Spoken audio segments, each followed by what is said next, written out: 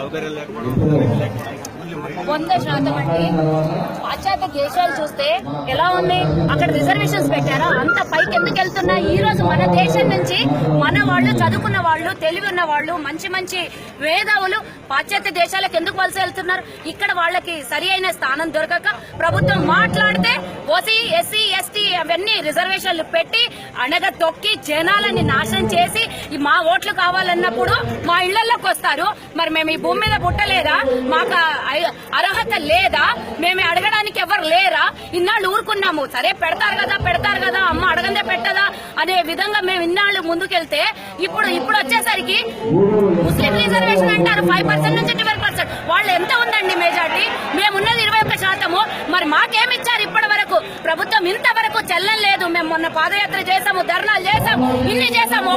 ఒక్కసారి కూడా అసెంబ్లీలో మా ఓసీల గురించి ఇంతవరకు ప్రస్తావన రాలేదు. మీకెందుకు 9% రిజర్వేషన్ అని అన్నారు. ఇది ఎంతవరకు కరెక్ట్? మాకు మా ఓసీలకి మీరు పాశ్చాత్య దేశాలకు వలస వెళ్ళడానికి కారణం ఏంది? ఇక్కడ ఇవ్వకపోతే అక్కడికి వెళ్ళాలి, అక్కడ తరిమేస్తే ఇక్కడికి రావాలి. ఎక్కడ వాళ్ళ జీవితం? మేము కోట్లు ఖర్చు పెట్టుకుని మా పిల్లల్ని చదివించుకుంటే చివరికి వచ్చేది ఏముంది?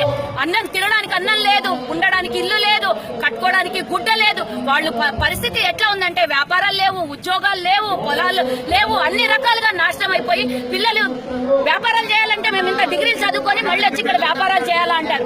బయట దేశానికి వెళ్తే ఓట్లు పోయాలి. ఎక్కడి నుంచి తేవాలండి డబ్బు? ప్రభుత్వానికి ఓట్లు మేమేయాలి, అడుగు తినాలా?